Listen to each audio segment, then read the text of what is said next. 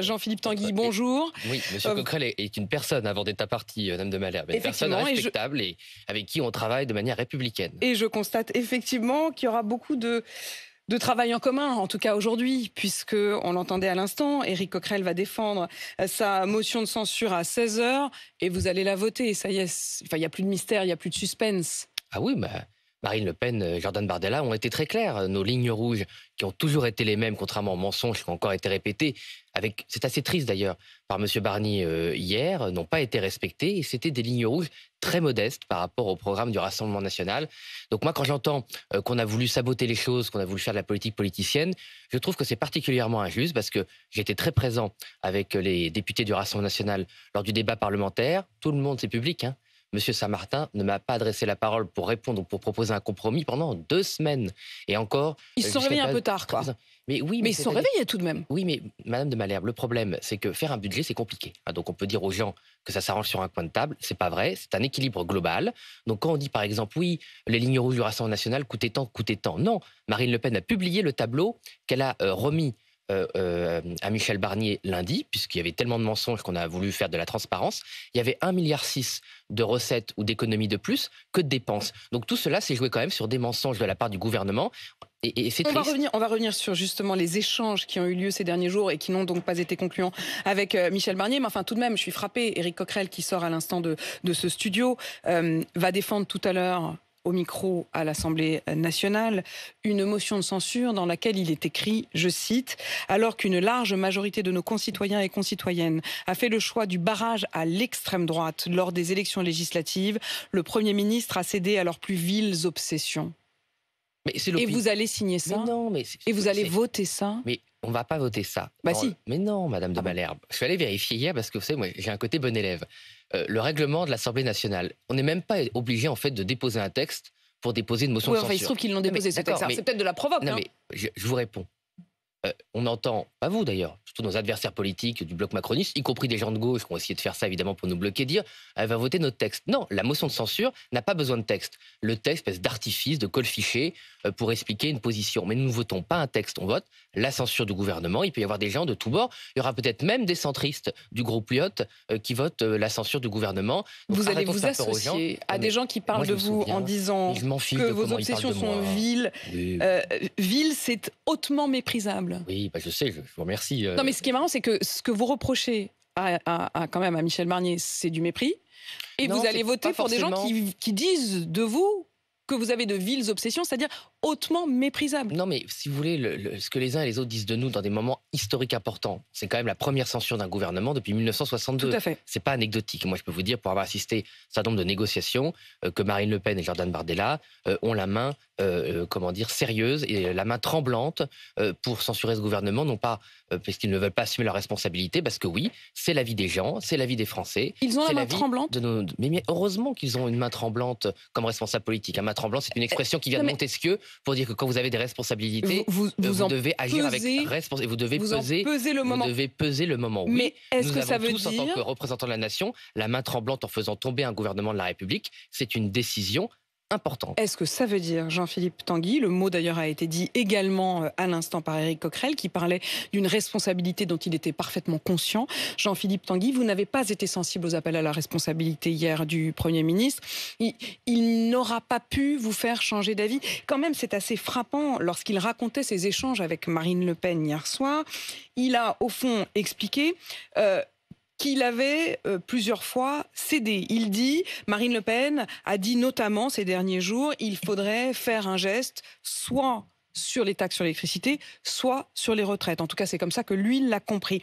Il a donc mesuré les questions et il a décidé d'accéder à la demande de Marine Le Pen sur l'électricité. Et là, Marine Le Pen lui répond, ah bah non, finalement, pas seulement l'électricité, mais aussi les retraites. Je ne comprends pas cette position du Premier ministre, parce que moi j'ai assisté à l'entretien entre Marine Le Pen et... En fait, c'était jamais assez à vos yeux. Non, c'est faux. Non, mais c'est totalement faux. Voilà, donc, ce récit est faux? C'est totalement faux. Mais c'est clair, en sortant de Matignon, Marine Le Pen a répondu à vos confrères qui étaient dans la cour. Nous avons remis le tableau des lignes rouges, toutes équilibrées, qui était un tout, qui était un bloc. Il n'y en avait aucune en plus, aucune en moins. On a même fait encore un geste, puisqu'on a allégé les efforts qu'on demandait sur l'Union européenne, parce que c'était compliqué au dernier moment de demander une négociation à l'Union européenne. Donc on a plutôt allégé un certain nombre de demandes, essayer de trouver d'autres sources de financement. Et d'ailleurs, ce qui est assez finalement représentatif de la pensée de Michel Barnier et de ce gouvernement, c'est qu'il n'a jamais voulu parler des économies. Ah, ça m'a stupéfait dans les échanges. C'est-à-dire on parlait beaucoup Il des nous parlait dépenses. de la question des dépenses. Oui, nous, on a toujours mis des économies ou des nouvelles recettes sur la spéculation. On ne parlait jamais des dépenses. Moi, je lui dis, mais monsieur le Premier ministre, vous avez un rapport de l'Inspection générale des finances qui identifie 4 milliards de trésorerie inutile des opérateurs. Il faut en prendre au moins 3. On peut en prendre plus. Il ne voulait pas en parler. Et c'est d'ailleurs à l'image de ce budget. Moi, ce qui m'a beaucoup interpellé, et je finirai là-dessus, hier, c'est que M. Barnier n'a pas défendu son budget finalement. Il a parlé de grands principes, il a beaucoup parlé de lui, mais il n'a pas expliqué aux Françaises et aux Français, et c'est la deuxième fois en une semaine, la vision. Où est-ce qu'il veut emmener le pays? Pourquoi ce budget? Pourquoi ces économies? Pourquoi ces impôts? Comment redresser notre nation? Rien. Et en fait, c'est vraiment à l'image de ce budget, qui est un mauvais budget, un budget de faillite, et un budget qui ne redresse pas les comptes. Et finalement, on ne parle pas de l'objet de la censure, qui est quand même cette crise financière de 50 ans de gabegie. Mais pas de budget du tout. Paradoxalement, c'est meilleur qu'aujourd'hui. Alors, c'est vous dire à quel point il est mauvais. C'est meilleur qu'aujourd'hui quand vous voyez que 380 000 contribuables vont se retrouver à payer l'impôt. C'est pas vrai, ça? Non, c'est pas vrai. D'ailleurs, le président Coquerel, j'ai écouté ce qu'il vous disait, vous a bien expliqué pourquoi. Président Coquerel, parce qu'il est effectivement président de la commission des finances de l'Assemblée. Vous avez raison. Enfin, vous avez beaucoup d'égards les uns vis-à-vis des autres. Moi, je parle comme ça de tous les présidents de commission. Je parle du Premier ministre avec Monsieur le Premier ministre. J'ai salué la ministre de la Santé dans les couloirs. Je lui ai dit bonjour, Madame la ministre. Il n'y avait pas de caméra.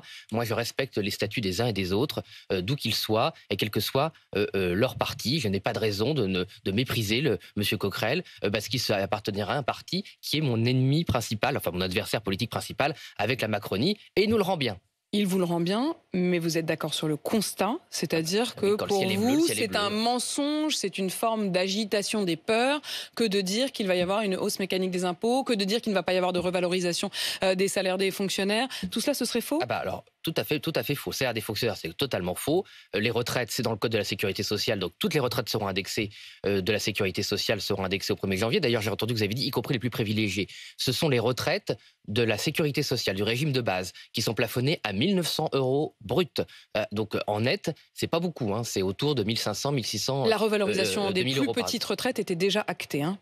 Oui, des toutes petites. C'est ça ce que je veux dire. Hein. D'accord, mais c'est toujours, vous savez, le point, c'est dans les détails, en bas de page. Monsieur Wauquiez a annoncé cela, c'était les retraites inférieures au SMIC brut.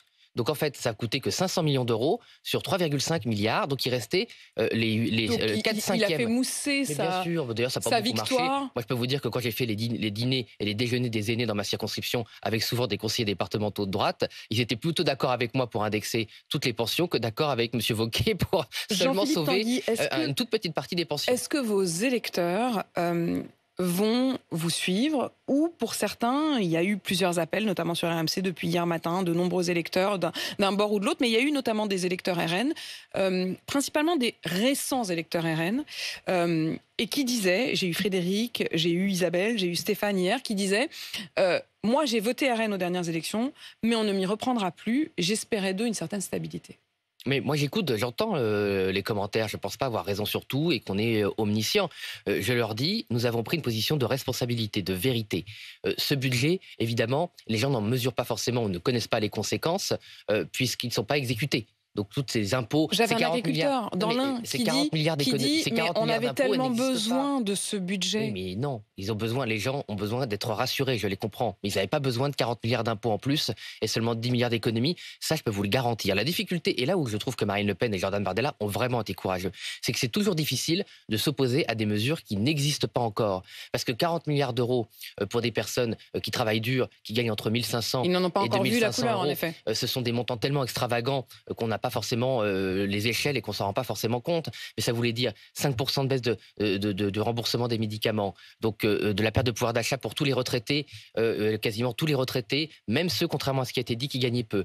C'était des hausses de charges sur les entreprises. Moi, j'ai des entrepreneurs qui m'ont appelé aussi, hein, et ils n'étaient même pas au courant que leur charge allait augmenter de 1,4 milliard, tellement il y a ce récit, hein, cette espèce de mur de mensonges qui essaie d'inquiéter les Français et les angoisser, alors que c'est faux. On se rendra compte demain qu'il y aura un gouvernement démissionnaire qui sera à peu près le même gouvernement que cet été. On a réussi à organiser les Jeux Olympiques avec M. Attal démissionnaire. Je ne crois pas qu'on ait vu de grosses différences alors quand M. Attal n'était pas démissionnaire. Et après, Jean-Philippe Tanguy, est-ce que, comme la France Insoumise, au fond, votre objectif à peine voilé, c'est quand même la démission d'Emmanuel Macron? Si c'est le cas, vous serez déçus. Il a déjà annoncé hier qu'il n'en était pas question.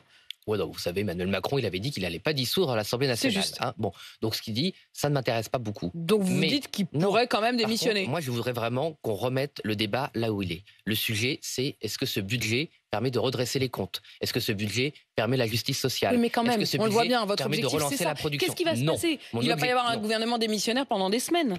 C'était le cas cet été. Une fois plus, on a pu faire des choses. Pas assez, Vous c'est sûr. préférez un gouvernement Mais démissionnaire à un je vois gouvernement pas de actif? différence. Qu'est-ce qui s'est passé en 3 mois de M. Barnier par rapport à 3 mois de M. Attal démissionnaire? Rien du tout. Quelles réformes ont été lancées? Quelle ambition? Rien. C'est factuel. C'est une grosse déception d'ailleurs, je pense, pour beaucoup de Françaises et de Français. Faut-il un gouvernement technique alors?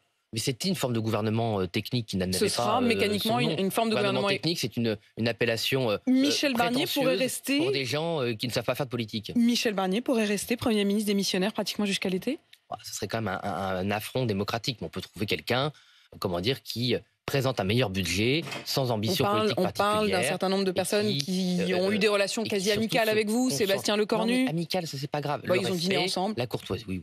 Le respect, la courtoisie et surtout une capacité à faire des économies et à nous proposer un budget qui n'est pas, le respect, la courtoisie, mais qui est pas à 5,5% de déficit. Et Madame vous signerez une motion de censure qui parle de vous comme de ville. Mais pendant qu'on discute de beaucoup de choses, hier, la loi finale pour les finances de 2024, encore 6 milliards de déficit en plus. Et aujourd'hui, le dérapage du budget qu'on nous propose, on est déjà à 12 milliards de dérapage alors qu'il n'a même pas commencé à s'exercer. Donc, est-ce qu'on peut aussi parler des finances publiques? Nous sommes en crise financière, nous sommes en crise budgétaire. Monsieur Barnier a beaucoup parlé de lui, c'est son droit. J'aimerais qu'on parle du budget et surtout des Françaises et des Français. Et où est-ce que tout ce petit monde veut nous emmener? Et ce sera la suite, effectivement, après donc ce séisme politique annoncé cet après-midi, puisqu'on l'a bien compris, vous avez tué tout suspense. Il y aura bien ce vote de la motion de censure tout à l'heure.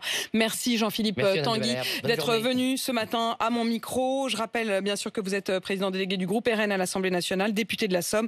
Et merci aussi à Éric Coquerel d'avoir commencé cette interview du face-à-face. Éric Coquerel, qui est député de la France Insoumise de Seine-Saint-Denis et président de la Commission des Finances. C'est lui qui défendra cette